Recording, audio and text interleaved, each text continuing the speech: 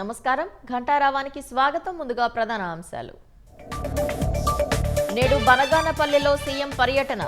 రైతులకు 8,000 పాస్ పుస్తకాలను అందజేయనున్న చంద్రబాబు.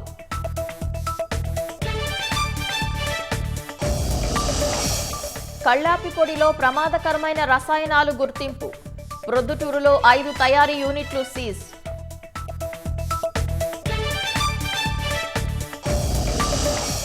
గోదావరికి ఎగువ నుంచి వరద ప్రవాహం.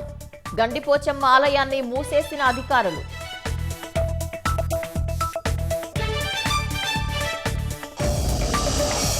ఆస్ట్రేలియా ప్రధాని యాంథోనీ ఆల్బనీస్తో ప్రధాని మోదీ భేటీ. రక్షణ, భద్రతా పెట్టుబడులకు ద్వైపాక్షిక సహకారంపై చర్చ.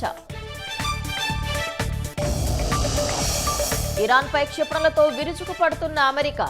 అత్యంత ఘోరమైన రీతిలో ప్రతీకారం తీర్చుకుంటామన్న టెహ్రాన్.